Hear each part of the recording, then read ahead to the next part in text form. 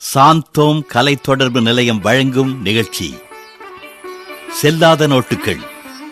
சித்திரம் எழுதியவர் சாம்சன்.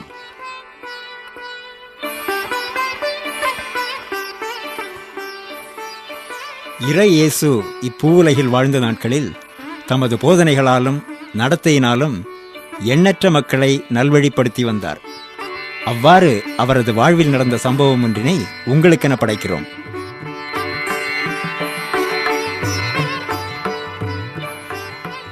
யூதா, யூதா, என்ன சீமோன் அண்ணா, இங்க உட்கார்ந்து என்ன பண்ணிட்டு இருக்க? யாக்கோ பண்ண ஒரு விஷயத்த சொல்லிட்டு போனாரு. அதை கேட்டதுலேருந்து எனக்கு ஒரே கவலையா இருக்கு. என்ன யூதா, என்ன சொல்ற? எல்லாம் நம்ம பெரிய அண்ணன் இயேசுவை பத்தின விஷயம்தான். விளக்கமா சொல்லுப்பா. ஆமாண்ண, இவர் தான் இப்ப பெரிய போதகர் ஆயிட்டாரு. ஊர் உலகமெல்லாம் அவரை பத்தி தான் பேச்சா இருக்கு. இருக்கட்டுமே, அவரோட கூட பிறந்த நமக்கு பெருமை தானே யூதா. சரியா போச்சு போங்க. அதுதான் நம்ம தலைக்கே இப்ப வினையா வரப்போகுது. என்ன யூதா சொல்ற?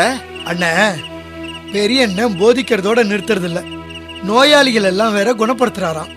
அதெல்லாம் உண்மையா இருக்குன்னு நினைக்கிறேன். ஜனங்க நம்புறாங்களே. இதனால அவரோட பேரையும் புகழையும் பார்த்து ஏற்கனவே நம்ம யூத குருக்கள் பொறாமையில கொதிச்சு போய் இருக்காங்க. இவர் என்னடானா காலங்காலமா வழங்கிக்கிட்டு இருக்கிற யூத மத பாரம்பரியத்துக்கு எதிராக வேற போதிச்சுக்கிட்டு வராரு. இவரு இப்படியெல்லாம் போதிச்சா யூத மத சட்டத்திட்டங்களை பாதுகாத்துட்டு வர யூத குருமார்களை ஜனங்க மதிப்பாங்களா? அது எப்படி மதிப்பாங்க? அதனால பெரிய அண்ணன் இயேசுவை அவங்க கொலை செய்ய திட்டம் போட்டு இருக்காங்க. ஐயோ, இப்ப நாம இவர் கூட பிறந்தவங்கன்னு தெரிஞ்சா நம்மளையும் சும்மா விடுவாங்களா? நம்மளையும் கொன்னுடுவாங்கன்னு சொல்றியா? கொல்லலைனாலும் நமக்கு பிரச்சனை வராம இருக்குமா?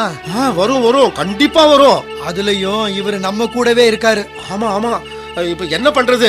இவரை அவங்க யூதேயாவுல தேடிக்கிட்டு இருக்காங்க. இவரு இங்க கலிலேயாவுல இருக்கிறாரு. ஏன் யூதா, இவரை யூதேயாவுக்கு அனுப்பி வச்சுட்டா? நல்ல யோசனை, உடனே செயல்படுத்துவோம்.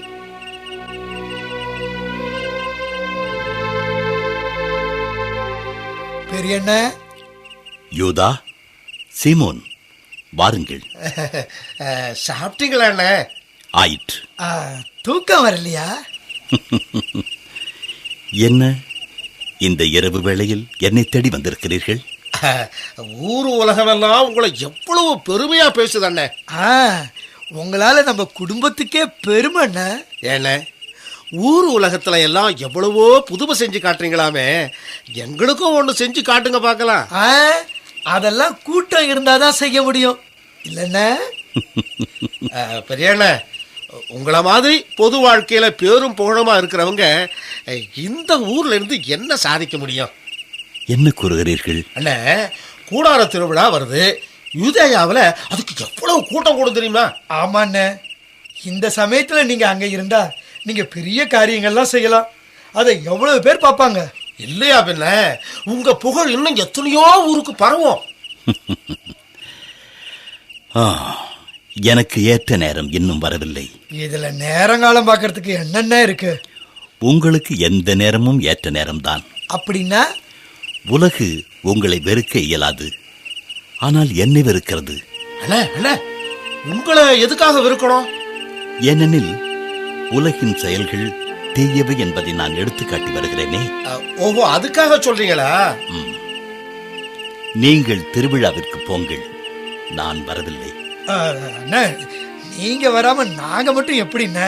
ஆமாண்ணா, நீங்க கட்டாயம் வரணும்ண்ணே. ஆமாண்ணே, எனக்கு ஏற்ற நேரம் இன்னும் வரவில்லை என்று கூறினேனே. சரிண்ணா.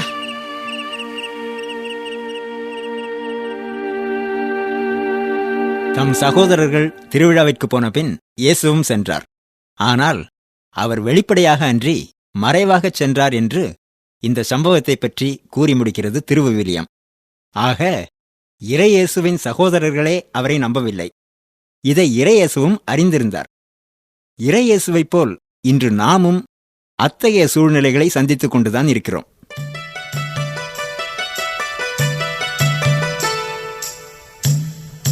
மாலா, மாலா. யாரு? சித்தப்பா. சித்தப்பா அம்மா, நல்லா இருக்கியா? நல்லா இருக்கேன் சித்தப்பா. அம்மா இல்லையாம்மா? இருக்காங்க. அம்மா அம்மா இதோ வந்துட்டேன். யாரு? அடடே, வாங்க வாங்க. அண்ணி, என்ன நீ இப்படி அழைச்சு போயிட்டீங்க? இல்லையே, நான் எப்பவும் போலதான் இருக்கேன். ரொம்ப நாள் கழிச்சு பாக்குறதுனால உங்களுக்கு அப்படி தெரியுது. அண்ணன் இறந்த பிறகு நீங்க தான் வீட்டு பக்கமே வரதில்ல. இப்ப நீங்களாவது வந்திருக்கீங்களே. அண்ணி, குடும்பம் எல்லாம் எப்படி நடந்துகிட்டு இருக்கு? பென்ஷன் பணத்துல அப்படி இப்படி நடந்துகிட்டு இருக்கு. நீங்க வந்து போயிட்டு இருந்தீங்கன்னா என்னால முடிஞ்சதை செய்வேன். பரவாயில்ல, நீங்க சொன்னதே செஞ்ச மாதிரி தான். பாருங்க, அண்ணன் இல்லையேன்னு வருத்தப்படாதீங்க. எதுனால என்ன கேளுங்க அண்ணி. ஆகட்டும். ஆமா, மாலா பிஎஸ்சி முடிச்சுட்டால? ஆமா, வேலைக்கு ஏதாவது முயற்சி பண்ணலையா? ஒரு மெழுகுதிரி கம்பெனில வேலைக்கு போயிட்டு இருக்கா. மெழுகுவத்தி கம்பெனி இல்லையா? என்ன சம்பளம்? அங்க என்ன பெருசா சம்பளம் கொடுத்துட போறாங்க? 1000 ரூபாய் கிடைக்குது. என்னங்க இது, பிஎஸ்சி படிச்சுட்டு 1000 ரூபாய் சம்பளத்துக்கு வேலை செய்யறாளா? அநியாயமா இருக்க. வேற வேலை எங்க கிடைக்குது? இதுக்குத்தான் அடிக்கடி வந்து போயிட்டு இருக்கணும்னு சொல்றது. என்கிட்ட சொல்லியிருந்தா ஒரு நல்ல வேலை வாங்கி கொடுத்துருக்க மாட்டேன். சரி சரி, இப்போ ஒன்றும் கெட்டு போயிடல. வர மாசம் எங்க ஆபீஸ்ல ஒரு வேலை காலி ஆகுது. அதுல மாலாவை போட்டுடலாம். அப்படியா? மாசம் 3500 ரூபாய் சம்பளம். நீ இந்த வேலையை மட்டும் வாங்கி கொடுத்துட்டீங்கன்னா எங்களுக்கு ரொம்ப உதவியா இருக்கும். என்ன நீ இது, கூட பிறந்த அண்ணன் குடும்பத்துக்கு நான் இது கூடவா செய்ய மாட்டேன்? பாத்தீங்களா, பேச்சு பராக்குல நான் வந்த விஷயத்தையே மறந்துட்டேன். என்ன விஷயம்? என் பொண்ணுக்கு கல்யாணம் வச்சிருக்கானே. நல்ல விஷயம்தான். அண்ணன் மட்டும் உயிரோட இருந்திருந்தா மாலா கல்யாணம் தான் முதல்ல நடந்திருக்கும். நேரம் வரும்போது அதுவும் தானா நடக்கும். சரியா சொன்னீங்க அண்ணே. நீங்க எதுக்குமே வீட்டுக்கு வர்றதில்ல. இந்த கல்யாணத்திலேயாவது வந்து கலந்துக்குங்க. சரி, அப்ப நான் வரேனே. ம். மாலா வரமா? சரி சித்தப்பா. அண்ணே, ம். மாலா வேலை விஷயமா இந்த மாச கடைசியில நீங்க வந்து என்ன பாருங்க. சரி.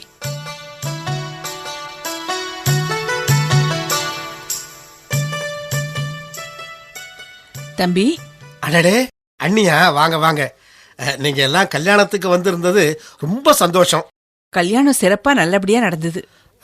அப்புறம் என்ன விஷயம் அண்ணே? இந்த மாச கடைசியில உங்களை வந்து பார்க்க சொன்னீங்க. நானா? என்ன விஷயமா? மாலாவோட வேலை விஷயமா. ஓஹோ, ஆமா ஆமா. இல்ல, அதெல்லாம் நான் மறக்கல. அப்ளிகேஷன் எப்ப கொடுக்கணும்? இது என்ன நீ கேள்வி? அப்ளிகேஷனை கையோட எழுதி கொண்டு வந்திருக்க வேண்டாம்? கேட்டுட்டு செய்யலாமேன்னு பார்த்தேன். கேட்டு செய்யறது என்ன இருக்கு? அப்ளிகேஷன் கொடுத்தா பாதி வேலை முடிஞ்சா மாதிரி தான். அப்புறம் எங்க ஜிஎம் கவனிக்கிற விதத்துல கவனிச்சுட்டோம்ல, காரியம் சுலபமா முடிஞ்சிடும். அப்போ வேலை கண்டிப்பா கிடைச்சிடும். அதான் சொல்றேனே, நீங்க ஒரு 10,000 ரூபாய் ரெடி பண்ணி கொண்டு வந்துருங்க. 10,000?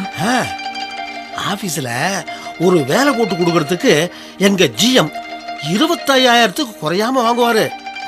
நான் அவரோட பிஏ. அதுலயும் நீங்க என் அண்ணன் குடும்பம், அதனாலதான் 10,000க்கு ஒத்துக்கிட்டாரு. 10,000க்கு நான் இப்ப எங்க போவேன்? என்ன நீ இது, 3,500 ரூபாய் சம்பளம் வர்ற வேலை, இதுக்கு 10,000 கூட கொடுக்கலன்னா அப்புறம் எப்படி? அதுக்கு இல்ல, என்னால அவ்வளவு பணம் புரட்ட முடியுமான்னு தெரியல. கஷ்டம்தான். என்ன பண்றது நீ? இருந்த பணத்தை எல்லாம் என் பொண்ணு கல்யாணத்துக்கு செலவு பண்ணிட்டேன். இல்லன்னா அந்த பணத்தை நானே கொடுத்துருப்பேனே. பரவாயில்ல, நான் எப்படியாவது பணத்துக்கு முயற்சி பண்றேன்.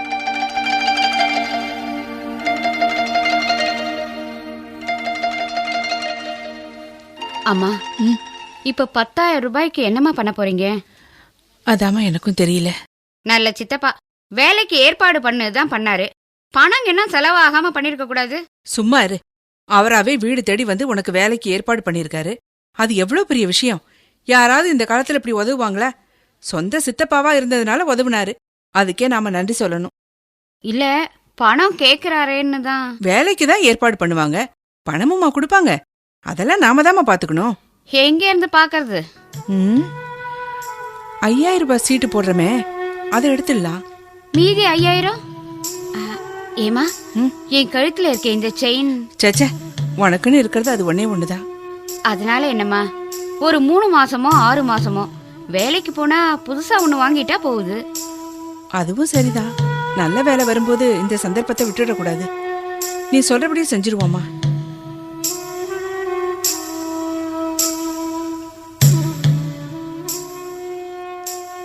Sir, sir. யாருமா? யார் நீங்க? நான் வந்து ஜிஎம்மோட பிஏவை பார்க்கணும். ஜிஎம்மோட பிஏவா? புஷ்பராஜா? ஆமா. என்ன விஷயமா பார்க்கணும்? வந்து நான் சும்மா சொல்லுங்கம்மா. நான் அவரோட பியூன் தாம்மா, என்கிட்ட சொல்லலாம். வேலை விஷயமா வேலை விஷயமாண்ணா? இந்த ஆபீஸ்ல வேலை காலியா இருக்கிறதா? இருந்ததுமா, இப்ப காலி இல்லையே. உங்ககிட்டயும் வேலை காலியா இருக்குதுன்னு சொன்னாரா? என்னம்மா அப்படி பாக்குறீங்க? புஷ்பராஜுக்கு தான் ஒரு கிளார்க்கு தேவைப்பட்டுச்சு. முறைப்படி பார்த்தா பேப்பர்ல விளம்பரம் கொடுத்து தான் ஆளை தேடணும். அப்படி தேடினா இவருக்கு லாபமே இல்லைங்களே. அதனால கண்ணுல பட்டவங்க கிட்ட எல்லாம் சொல்லி இவரே ஆளை தேடிக்கிட்டாருமா. ஆள் தேடிக்கிட்டாரா? ஆமாம்மா, அவருக்கு தேவை 10,000. அதை முதல்ல யார் கொண்டு வந்து கொடுக்குறாங்களோ அவங்களுக்கு தான் வேலை. என்ன சொல்றீங்க? மனுஷன் எது செஞ்சாலும் பணம் தான். உங்ககிட்ட கூட 10,000 ரூபாய் கேட்டிருப்பாரு. ஆமா. ஜிஎம் கேட்டாருன்னு கூட சொல்லியிருப்பாரு. ஆமா. பாவம்மா, அவர் தங்கமான மனுஷன். அவர் பேரை சொல்லி இந்த ஆள் சம்பாதிக்கிறாரு. அவர் இருக்காரா? உள்ளதாமா இருக்காரு. ஏன் போய் பார்க்க போறீங்களா? நான் சொல்றதுல உங்களுக்கு நம்பிக்கை இல்லையா? சரி, போய் பாருங்க.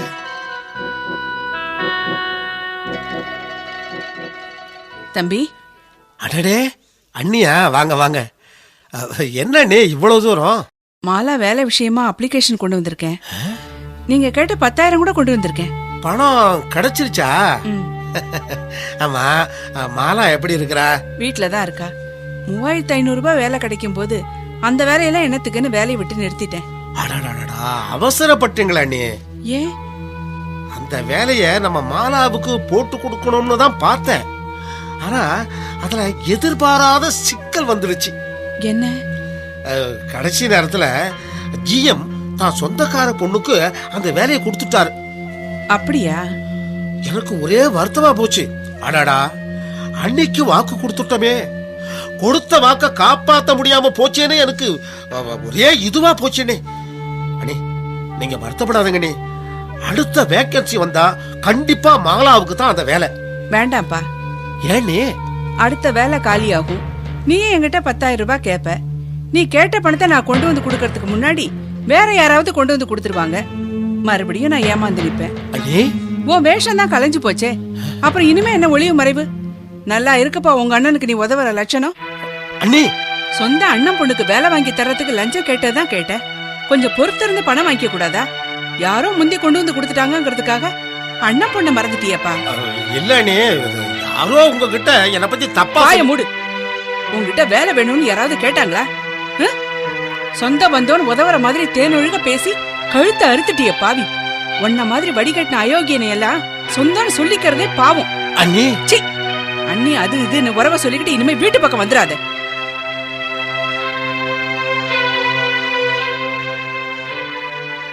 சொந்தங்கள் எல்லாம் சொந்தங்கள் அல்ல. அதில் நயவஞ்சகர்களும் நம்பிக்கை துரோகிகளும் கூட இருக்கக்கூடும்.